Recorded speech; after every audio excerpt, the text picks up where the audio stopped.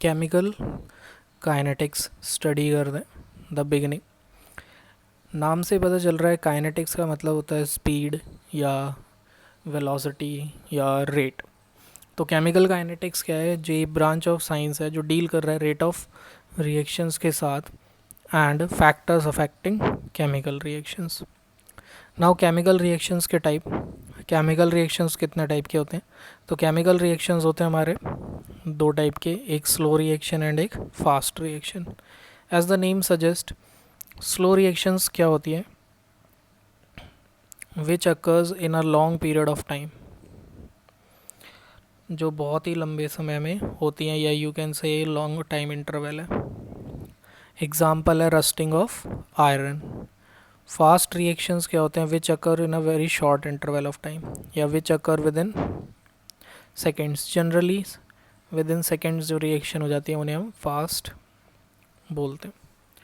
Now अब यहाँ पे आता है next definition rate of reaction का। What is rate of reaction? तो रेट ऑफ रिएक्शन होता है change in concentration per unit time. ये है change in concentration per unit time. यहाँ पे इम्पॉर्टेंट ये है कि मैंने इट इज़ डिफाइंड एज नहीं लिखा है, बस ये आप लगा लेना। तो change in concentration per unit time है। सपोज़ एक रिएक्शन है ए, रिएक्टेंट ए है और वो हमें बी प्रोडक्ट दे रहा है। तो अगर इस रिएक्शन का रेट निकालेंगे तो this is change in concentration of A by change in time. तो बाय डेफिनेशन हमें समझ आता है कि हमेशा चेंज इन कॉन्सेंट्रेशन लेना है और चेंज इन टाइम लेना है। तो ऑब्वियसली इसकी यूनिट क्या हो गई, जो इम्पोर्टेंट है आपको पता होना चाहिए, मोल पर लीटर पर सेकेंड होता है। बट ये है कि अगर हम कॉन्सेंट्रेशन वैल्यूज़ ले रहे हैं, बट अगर हम प्रेशर वैल्यूज़ लें तो still we can define rate of reaction. तब भी हम क्या कर सकते हैं, रेट ऑफ रिएक्शन को डिफाइन कर सकते हैं। Now it will be change in pressure of a reactant by change in time. तो अब आप पूछेंगे सर एक बार आपने डेल्टा लिखा एक बार डी, तो it can also be written in change as pressure of A by change in time. Both are correct. And pressure की जो भी यूनिट है वो हो जाएगा, मान लेते हैं अगर एटमॉस्फेयर है तो एटमॉस्फेयर पर सेकेंड। तो हमें क्या ये याद रखना है कि रेट ऑफ रिएक्शन के हमारे पास दो फॉर्मूले हैं, D A by D T या D P by D T. Now let's try कि अब D A by D T और D P by D T में क्या फ़र्क होता है। तो इसके लिए हम आपको बोलेंगे, आप सबसे पहले ये लर्न कर लीजिए कि अगर कोई चेंज इन कॉन्सेंट्रेशन है, मतलब change in A by change in time है, यहाँ पे टाइम इंटरवल लार्ज है, बट अगर इसका हम टाइम इंटरवल कम कर दें, बेसिकली ये मैं नीट के स्टूडेंट, मेडिकल स्टूडेंट्स के लिए बता रहा हूँ, मैथ्स वाले बच्चों को तो बात पता ही है। और अगर टाइम इंटरवल बहुत स्मॉल है, delta T tends to zero means you can say कि जो टाइम इंटरवल है या चेंज इन टाइम है वो 0.001 सेकेंड है या और टू लेस, बहुत ज़्यादा टाइम चेंज नहीं है, तो it can be written as D A by D T.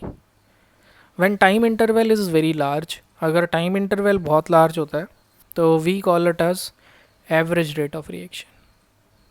हम इसको एवरेज रेट ऑफ रिएक्शन बोलते हैं। And when time inter is very small like D A by D T, then we call it as instantaneous rate of reaction. तो instantaneous और average rate of reaction में basically क्या difference आया? Time interval का। अगर हम किसी reaction को ऑब्जर्व करें इन अ लॉन्ग पीरियड या लाइक 1 आवर 10 मिनट्स, तो वो एवरेज रेट ऑफ रिएक्शन है। बट अगर हम किसी रिएक्शन को ऑब्जर्व करें very very small instant of time या 0.001 सेकेंड्स, तो इन दिस केस ये हमारा इंस्टेंटेनियस रेट है। एंड नाउ अब यहाँ पे जैसे हम पढ़ चुके हैं तो फटाफट जस्ट हम आपको बोलेंगे कि आप जब नोट्स बनाएंगे तो उसमें एवरेज रेट का definition, average rate of reaction का डेफिनेशन और इंस्टेंटेनियस रेट ऑफ रिएक्शन का डेफिनेशन लिख लेना। तो this is type of rate of reaction. Now next thing is, next जो इम्पॉर्टेंट पार्ट है वो ये है कि अगर हम कॉन्सेंट्रेशन और टाइम का ग्राफ बनाते हैं, सपोज़ हमें नहीं पता रिएक्शन का क्या नेचर है, कुछ भी अभी पता नहीं है, तो वो हमें दे रहा है ए रिएक्टेंट है एंड बी क्या यहाँ पे प्रोडक्ट है। अब हम ग्राफ प्लॉट करने की कोशिश करते हैं कॉन्सेंट्रेशन और टाइम के बीच में। let's try to plot a curve between concentration and time.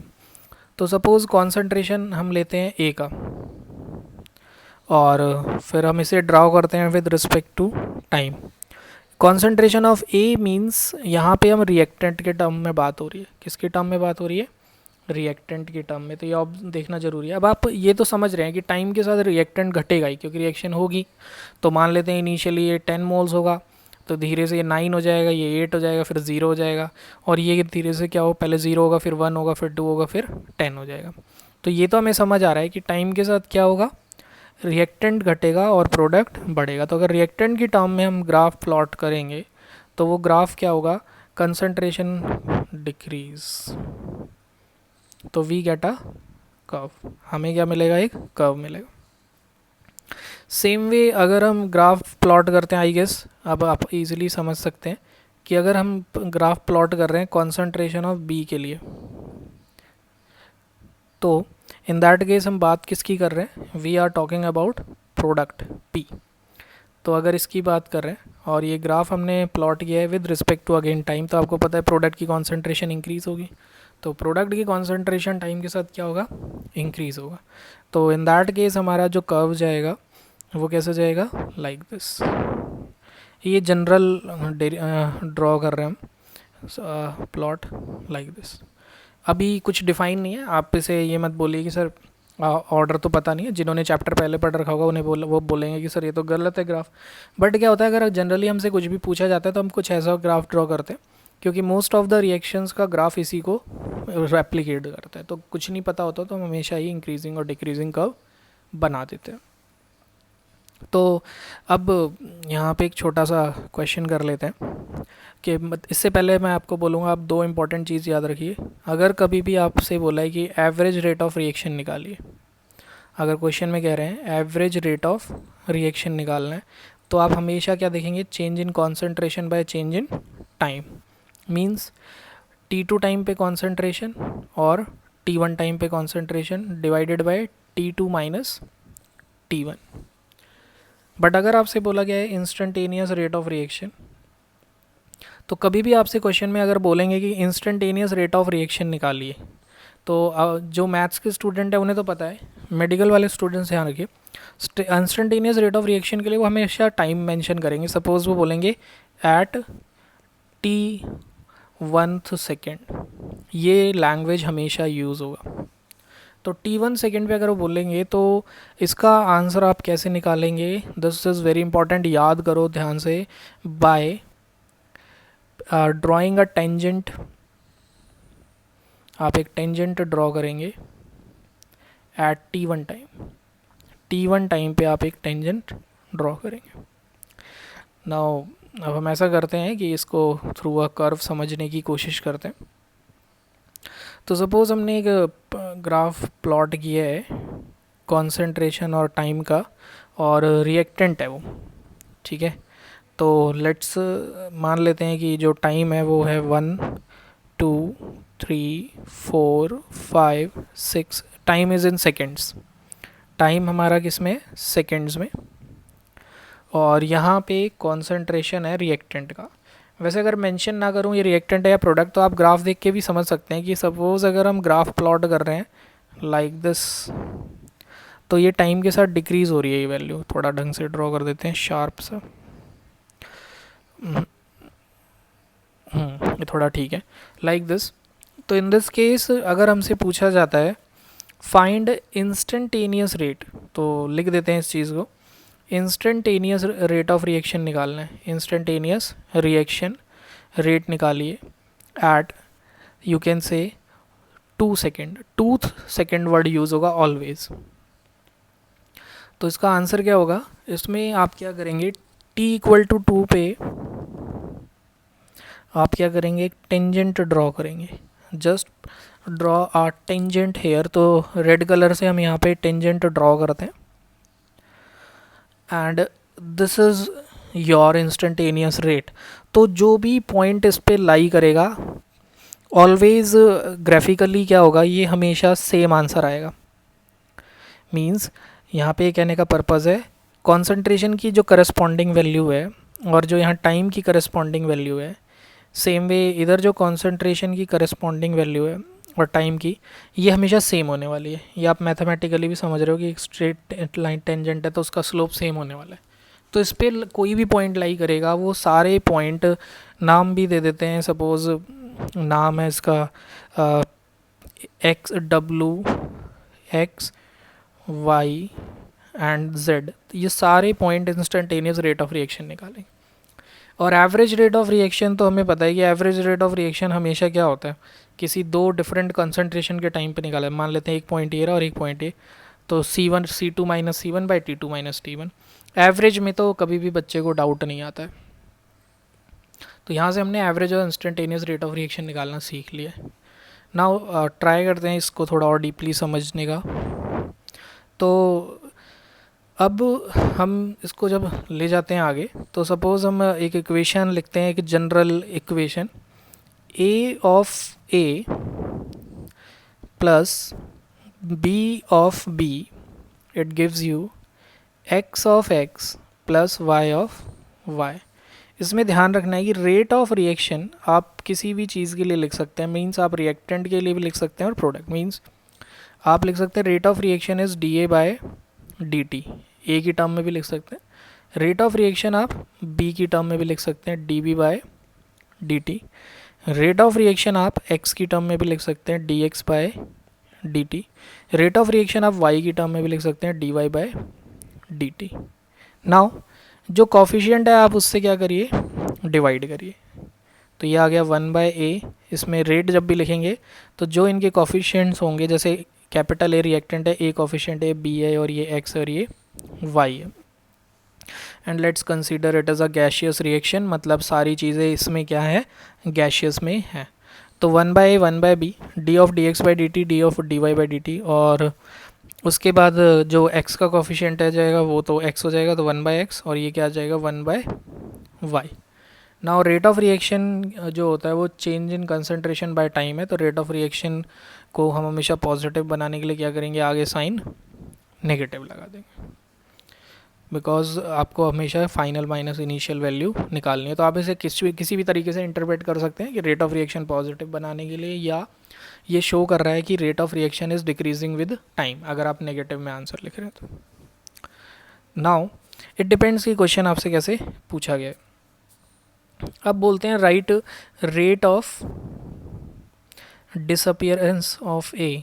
तो अगर आपसे पूछा गया है क्वेश्चन में write rate of disappearance of A, तो इन दैट केस आप सीधे लिखेंगे dA बाय dt, तो माइनस dA बाय dt। अब माइनस साइन आप हटा सकते हैं क्योंकि यहाँ पे सीधे डिसअपियरेंस की बात हो रही है। और सेम वे अगर आपसे बोला गया है कि रेट ऑफ रिएक्शन और rate of disappearance of A का क्या रिलेशन है, तो आप बोलोगे rate of reaction is 1/a times of rate of disappearance of A. I guess ये समझ आ रहा है हमें क्यों, क्योंकि जो dA बाय dt है वो dA बाय dt, तो ये किसको रिप्रेजेंट कर रहा है, it is representing rate of disappearance of A. तो मैंने जस्ट वैल्यूज़ सब्सटीट्यूट कर दी हैं। अगेन यहाँ पे बहुत ज़्यादा साइन को लेके आपको टेंशन में नहीं आना है, बस ये देखना है कि नेगेटिव शो कर रहा है रिएक्टेंट वैल्यू को, और आंसर को हमेशा हमें क्या लाना है, पॉजिटिव। तो अब यहाँ पे स्टूडेंट पूछता है सर साइन लेना है नहीं लेना है, तो मैं ये बोलूँगा कि अगर आप ये फार्मूला फॉलो कर रहे हो फाइनल माइनस इनिशियल हमेशा के लिए, तब तो नेगेटिव साइन लगा लो अगर रेट ऑफ रिएक्शन निकाल रहे हो, और रेट ऑफ डिसअपियरेंस निकाल रहे हो तो नेगेटिव साइन ऑलरेडी आएगा ही। तो अब क्वेश्चन में तो बोल ही रहा है डिक्रीज़ हो रहा है, तो अगर नेगेटिव साइन जस्ट डिसअपियरेंस पूछ रहा है तो माइनस कर दो। बाकी आगे हम और डिस्कस करेंगे। मान लो rate of disappearance of A देके rate of disappearance of B पूछा हो तो नेगेटिव साइन आंसर आपको पॉजिटिव देने वाला है, तो वो थोड़ा सा ध्यान रखना पड़ेगा। तो मैं इसे शॉर्ट में ये सजेस्ट करता हूँ बच्चों को, अगर आंसर रिएक्टेंट में पूछा है तो नेगेटिव साइन लगा दो फाइनल आंसर में, और पॉजिटिव में पूछा है तो प्लस साइन लगा। सेम वे इसे अगर हम थोड़ा सा और समझने की कोशिश करते हैं, तो अगर मैं बोलता हूँ rate of formation of A क्या होगा, let's try to write rate of formation of A. तो अब आप सभी rate of formation of A का एक्सप्रेशन इस पेज पे जो है चीज़ें उन्हें रिलेट करके 4-5 बार लिख के प्रैक्टिस भी कर लीजिए। रेट ऑफ फॉर्मेशन प्रोडक्ट क्या है, एक्स, तो rate of formation of x is, plus लिखें या ना लिखें तो you can directly write d x by D t. तो अब अगर क्वेश्चन आता है कि रेट ऑफ रिएक्शन और rate of formation of x में क्या रिलेशन है, तो you can say 1/x time of rate of formation of x. अगर ये दो बात हमें क्लियर है कि ये है 1/x times of rate of formation of x, तो आई गेस बाकी rate of disappearance of b, rate of disappearance of b और फॉर्मेशन ऑफ वाई के लिए रिलेशन हम डायरेक्टली लिख सकते हैं। तो let's try to write it directly लिखते हैं। Rate of reaction is -1/b times of rate of disappearance of b, और rate of reaction is equal to 1/y times of rate of formation of y। This is a relation जो हमें याद रखना है। बाकी कुछ क्वेश्चंस के through कोशिश करेंगे इसे और ढंग से समझने का। तो टिल हेयर ये पूरा पेज ध्यान से देख लो, एक बार हम समराइज कर देते हैं फटाफट आपको कि rate of reaction can be written in any form. It can be written as D A by D t, d b by product reactant, क्योंकि रेट ऑफ रिएक्शन है कोई भी रिप्रेजेंट कर सकता है उसको।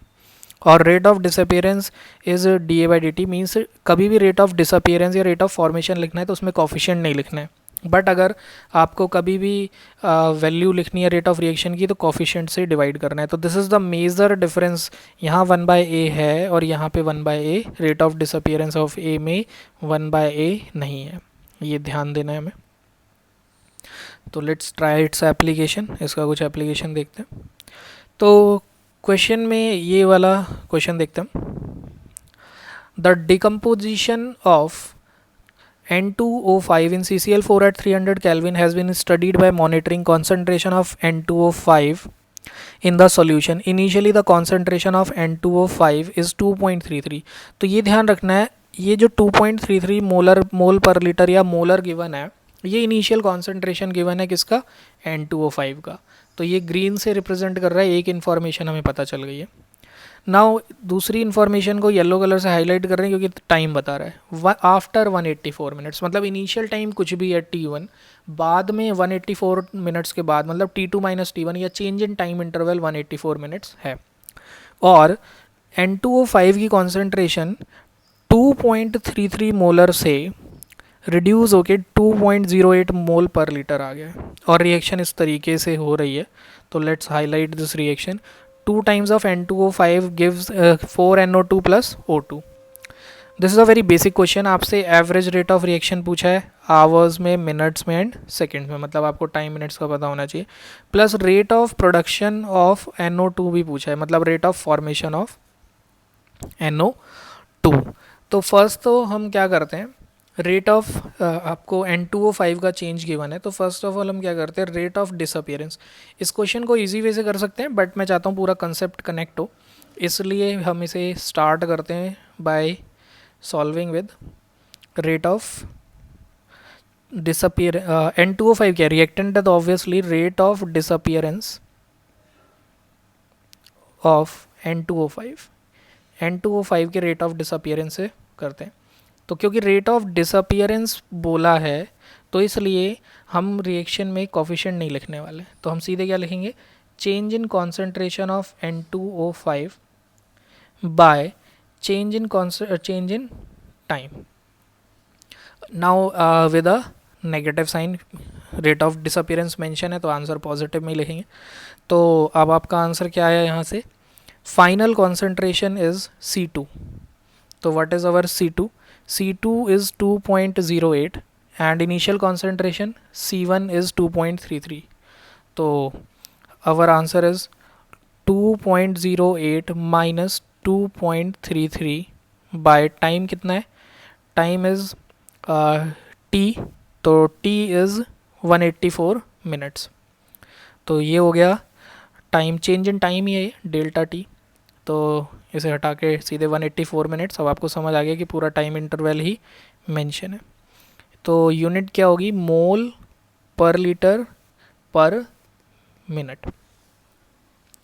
तो अब यहाँ से इसे सॉल्व करते हैं। 2.08 माइनस 2.3 और ये ब्रैकेट क्लोज और आगे माइनस का साइन, तो माइनस माइनस प्लस 2.33 माइनस 2.08, तो ये तो समझ आ रहा है कि 0.25 ही बचेगा।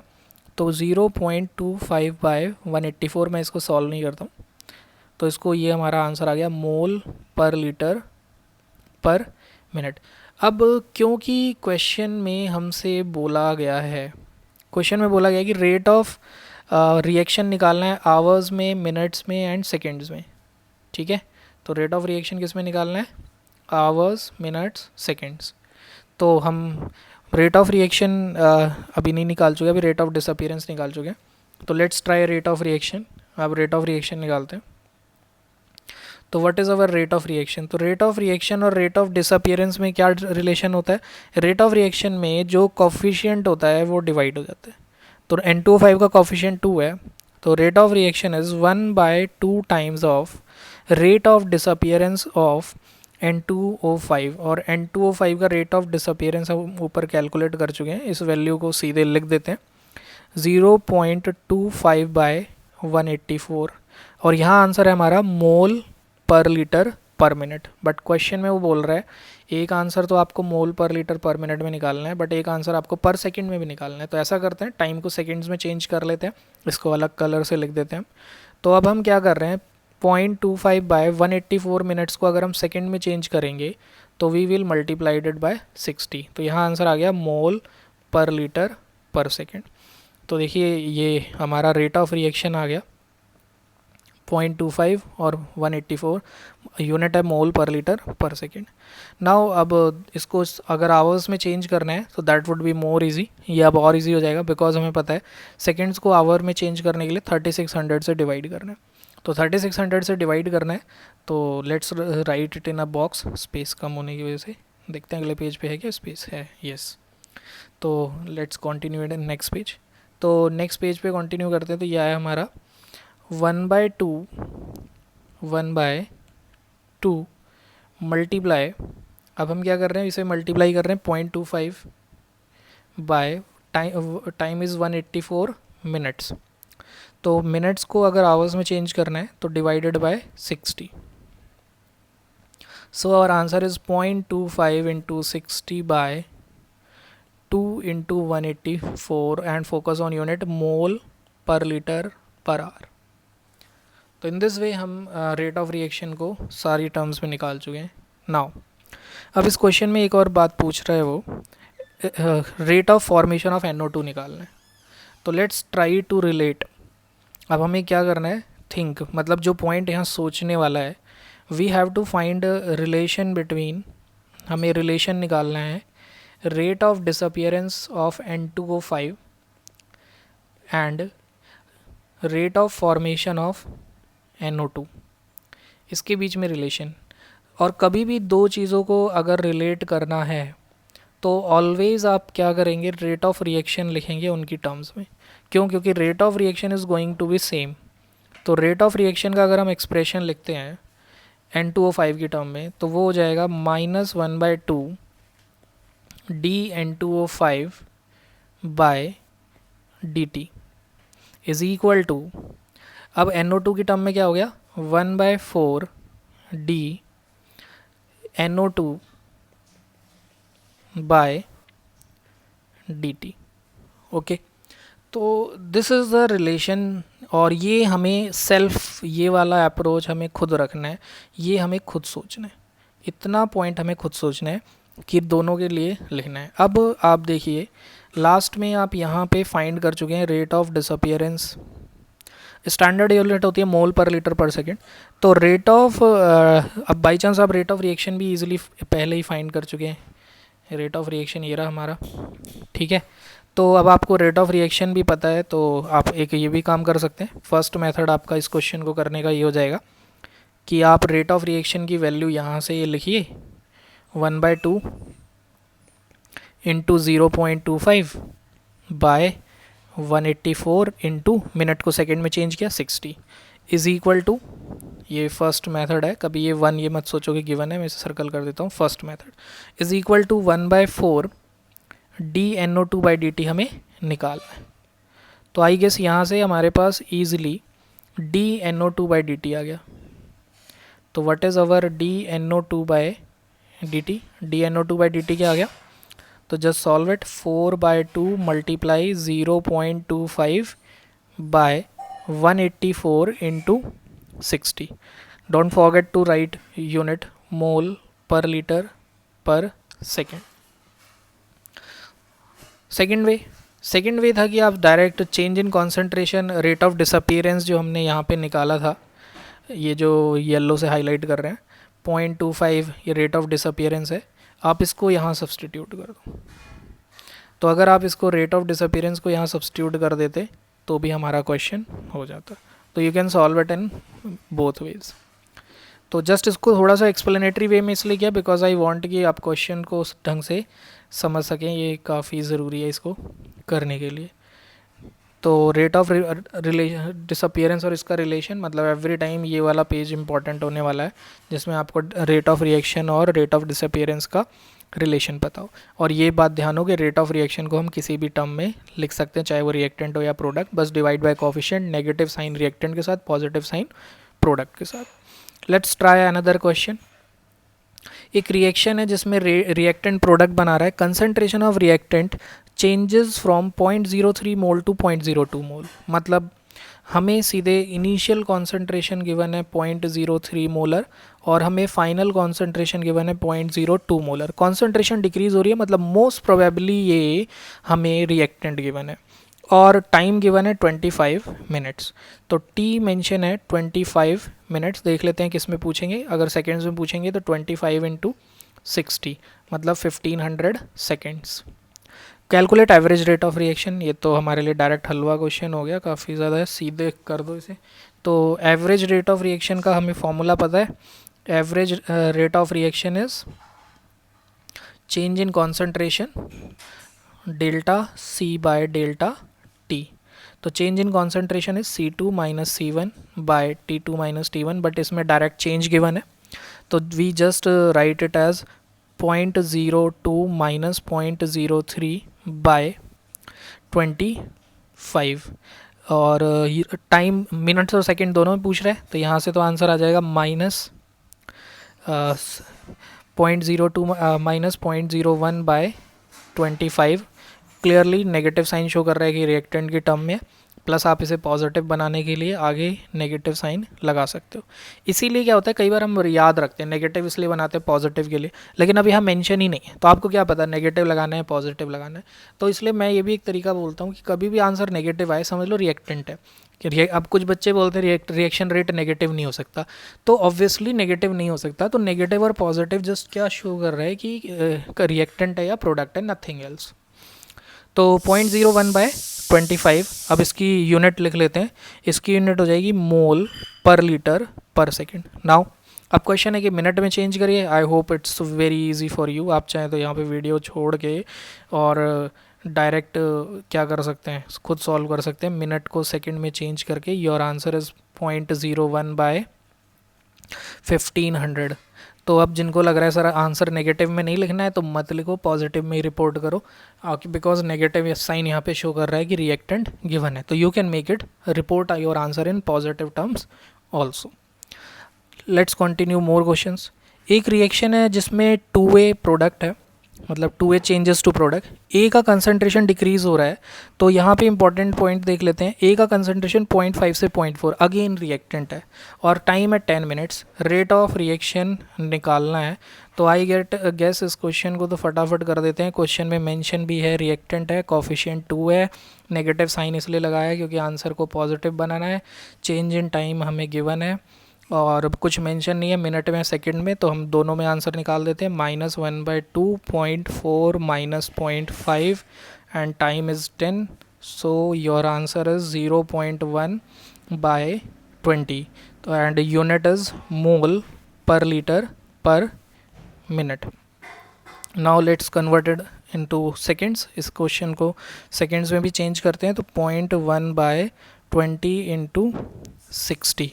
तो यू कैन से, अगर ये डेसिमल यहाँ हटाते एक ज़ीरो और आ गया, तो 1/1200 मोल पर लीटर पर सेकेंड। तो आपका ये आंसर भी हो गया।